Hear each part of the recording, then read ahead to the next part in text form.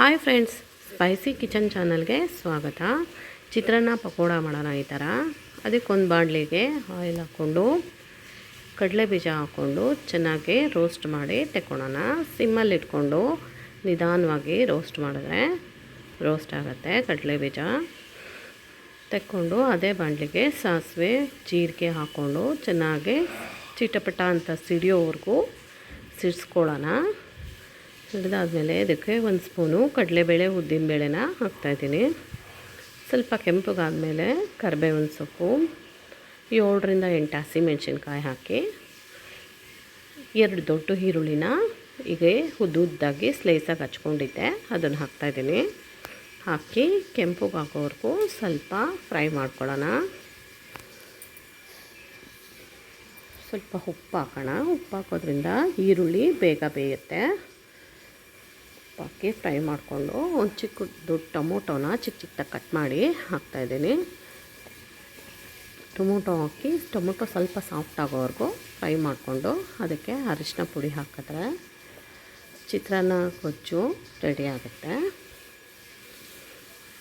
ಇದಕ್ಕೆ ಈ ಆನಿಯನ್ದು ಚೂರು ಪಕೋಡ ಮಾಡ್ಕೊಳ್ಳೋಣ. ಚೂರು ಪಕೋಡ ಮಾಡೋಕ್ಕೆ ಒಂದು ದೊಡ್ಡ ಈರುಳ್ಳಿ, ಸಬ್ಸಿಗೆ ಸೊಪ್ಪು, ಹಸಿಮೆಣ್ಸಿನ್ಕಾಯಿ, ಕರಿಬೇವಿನ ಸೊಪ್ಪನ್ನ ಚಿಕ್ಕದಾಗಿ ಕಟ್ ಮಾಡ್ಕೊಂಡಿದ್ದೀನಿ.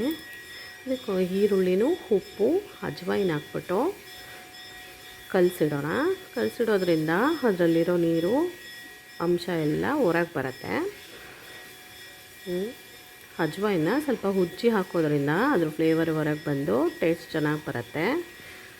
ಕಲಿಸ್ಕೊಳ್ಳೋಣ ಚೆನ್ನಾಗಿ. ಪುಡಿ ಪುಡಿ ಹಾಕಬೇಕು ಅದು ಈರುಳ್ಳಿ ಎಲ್ಲ. ಒಂದು 2-3 ನಿಮಿಷ ಮುಚ್ಚಿಡೋಣ. ಆನಿಯನ್ನಲ್ಲಿರೋ ನೀರೆಲ್ಲ ಹೊರಗೆ ಬರುತ್ತೆ. ನೀರು ಬಂದಾದಮೇಲೆ 3ರಿಂದ 4 ಸ್ಪೂನು ಕಡಲೆ ಹಿಟ್ಟು ಹಾಕ್ತಾಯಿದ್ದೀನಿ.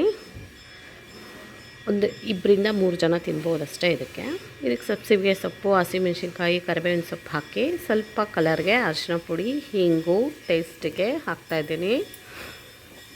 ಸ್ವಲ್ಪ 1 ಸ್ಪೂನಷ್ಟು ಕಾರ್ನ್ಫ್ಲೋರ್ ಹಾಕ್ತಾಯಿದ್ದೀನಿ. ಕಾರ್ನ್ಫ್ಲೋರ್ ಇಲ್ಲ ಅಂದರೆ ಅಕ್ಕಿ ಹಿಟ್ಟು ಹಾಕ್ಕೋಬೋದು. ಪಕೋಡ ಇದರಿಂದ ಗರಿ ಗರಿಯಾಗಿ ಬರುತ್ತೆ.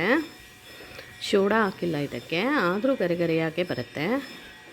ನೋಡಿ ಈ ಥರ ಕಲಿಸ್ಕೊಂಡು ಅದಕ್ಕೆ ಸ್ವಲ್ಪ ನೀರು ಹಾಕ್ಕೊತಾ ಇದ್ದೀನಿ. ಗಟ್ಟಿಯಾಗಿರಬೇಕಿದು. ತೆಳುಗಾದರೆ ಪಕೋಡ ಸ್ಮೂತ್ ಆಗುತ್ತೆ. ಗಟ್ಟಿಯಾಗಿದ್ದಷ್ಟು ಪಕೋಡ ಗರಿ ಗರಿಯಾಗಿ ಬರುತ್ತೆ. ಒಂದು ಬಾಣಲಿಲಿ ಪಕೋಡ ಕರಿಯೋಕ್ಕಾಗೋಷ್ಟು ಆಯಿಲ್ ಹಾಕ್ಕೊಂಡಿದ್ದೀನಿ. ಹಾಕಿ ಈ ಥರ ಮೇಲಿಂದ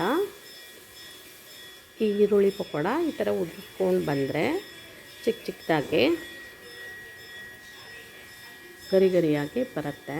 ನೋಡಿ ಗುಳ್ಳೆ ತುಂಬ ಬಂದಿದೆಯಲ್ಲ, ಅದು ಕಡಿಮೆ ಆಗೋವರೆಗೂ ಹಾಗೆ ಬಿಡಬೇಕು, ತಿರುಗಿಸ್ಬಾರ್ದು.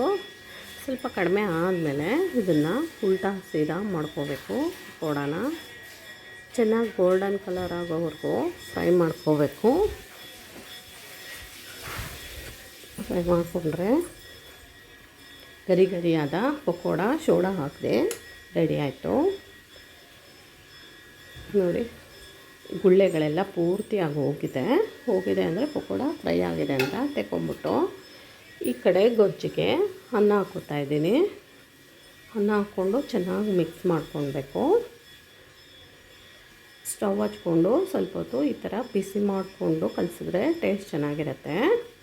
ಇದಕ್ಕೆ ಕರೆದಿಟ್ಕೊಂಡಿರೋ ಕಡಲೆ ಬೀಜನ ಹಾಕ್ಕೊಂಡು ಕೊತ್ತಂಬರಿ ಸೊಪ್ಪು, ಅರ್ಧ ನಿಂಬೆಹಣ್ಣು ಹಾಕ್ತಾಯಿದ್ದೀನಿ. ಟೊಮೊಟೊ ಹಾಕಿರೋದ್ರಿಂದ ಅರ್ಧ ಹಾಕಿದ್ರೆ ಸಾಕಾಗುತ್ತೆ ನಿಂಬೆಹಣ್ಣು ಹುಳಿ. ಮಿಕ್ಸ್ ಮಾಡಿದ್ರೆ ಚಿತ್ರಾನ್ನ ರೆಡಿ ಆಯಿತು. ಚಿತ್ರಾನ್ನ ಪಕೋಡ ಜೊತೆ ಸರ್ವ್ ಮಾಡಿಕೊಂಡು ತಿಂದರೆ ತುಂಬಾ ಟೇಸ್ಟಿಯಾಗಿರುತ್ತೆ. ಈ ಥರ ಆನಿಯನ್ ಚಿತ್ರಾನ್ನ, ಆನಿಯನ್ ಪಕೋಡ ನೀವು ಒಂದ್ಸರಿ ಟ್ರೈ ಮಾಡಿ ನೋಡಿ. ತುಂಬಾ ಗರಿ ಗರಿಯಾಗಿ ತುಂಬಾ ಚೆನ್ನಾಗಿ ಬಂದಿತ್ತು ಪಕೋಡ. ನಿಮಗೆ ನನ್ನ ವೀಡಿಯೋಸ್ ಇಷ್ಟ ಆದರೆ ಪ್ಲೀಸ್ ಲೈಕ್ ಮಾಡಿ, ಶೇರ್ ಮಾಡಿ, ಸಬ್ಸ್ಕ್ರೈಬ್ ಮಾಡಿ.